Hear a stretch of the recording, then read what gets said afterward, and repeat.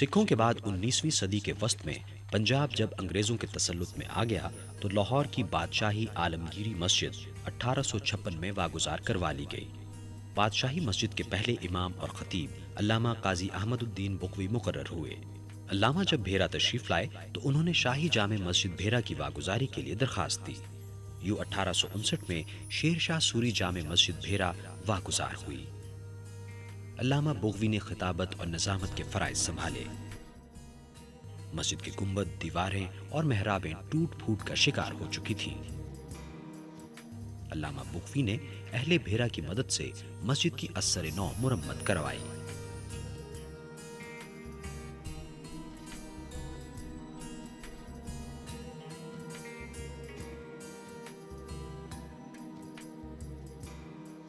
میرے نام شیر محمد ہے، حاجی شیر محمد۔ عمر میری قریباً 100 سال ہے۔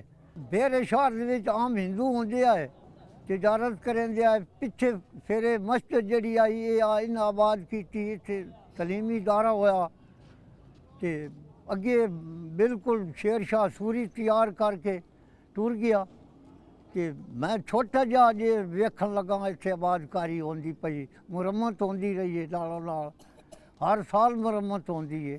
1859 کے بعد سے اس مسجد کا انتظام بغوی خاندان کے ذمے ہے۔ ان دنوں صاحبزادہ ابرار احمد بغوی اس جامع مسجد کے خطیب اور ناظم ہیں۔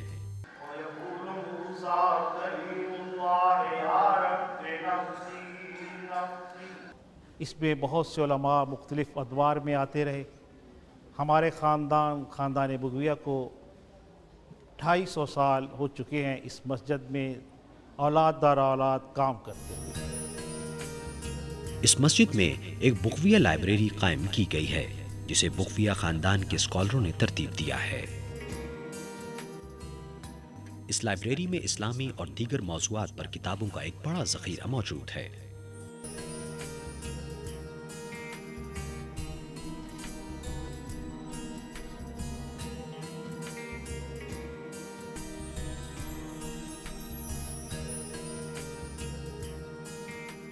یہاں ہاتھ سے لکھے ہوئے قرآن پاک کے قدیم نسخے اور دیگر مخطوطے بھی موجود ہیں۔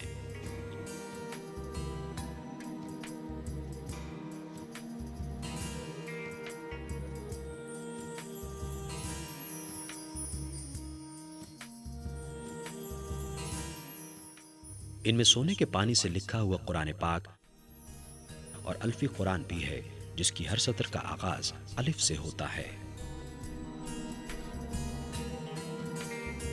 اس لائبریری میں آئین اکبری کا ایک مخطوط بھی محفوظ ہے۔ صدیوں پرانے یہ مخطوطے اور دیگر کتابیں مذہبی اور تاریخی اسکالرز کو تحقیق کی دعوت دیتی ہیں۔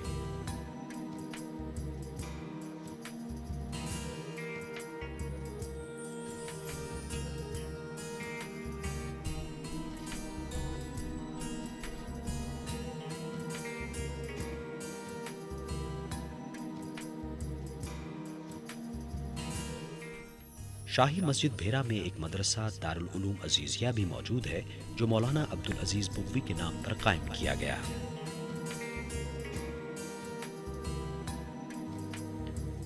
اس مدرسے کے طالب علموں کو قرآن و حدیث کے ساتھ ساتھ جدید تعلیم بھی دی جاتی ہے۔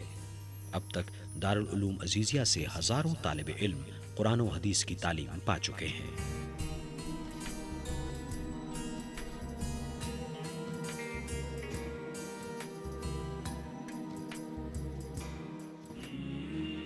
مسجد کی دائیں طرف دارالقرآن قائم کیا گیا ہے جہاں طالب علموں کو قرآن پڑھنا سکھایا جاتا ہے، قرآنی تعلیمات سے بہرہ مند کیا جاتا ہے اور قرآن پاک حفظ کرایا جاتا ہے۔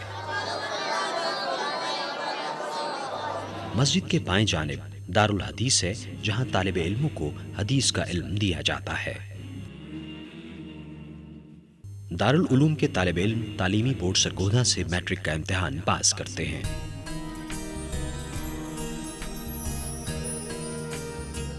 An old man had a lot of money. He did not know where to keep it. There were no banks in those days.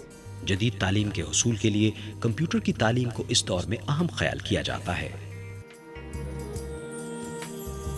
سب سے پہلے قرآن پاک میں نے اس دارالعلوم عزیزیہ میں حفظ کیا، اس کے بعد साहबजादा इब्राहिम नूरी साहब के ज़ेर साया मैंने यहाँ पर ही मैट्रिक का इम्तहान दिया।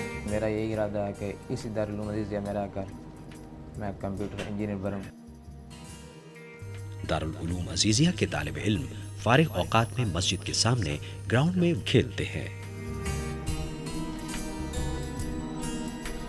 मसाजिद अल्लाह का घर होती हैं, जहां मुसलमान इबादत के साथ साथ दीनी तालीम भी हासिल करते हैं, अपने मसाइल के हल के लिए अल्लाह रब्बुल इज़्ज़त से दुआ करते हैं और मिल बैठकर मशावरत भी करते हैं। जिस शहर की मसाजिद आबाद रहती हैं, उस शहर पर अल्लाह की रहमत के साए कायम रहते हैं।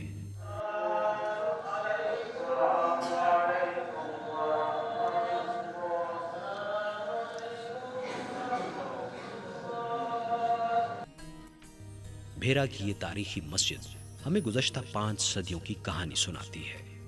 ये मस्जिद जो भेरा के मुसलमानों की शनाख्त और इनकी मुआशरती अक़दार की तर्जुमान रही है, ये मस्जिद जो इस्लामी तहज़ीब व सक़ाफ़त का निशान रही है, ये क़दीम मस्जिद आज भी हमारे अज़्म व इस्तक़ामत, वहदत व यगानगत और मरकज़ियत की ताबिंदा अलामत है। ये मस्जिदें तो है घर खुदा के,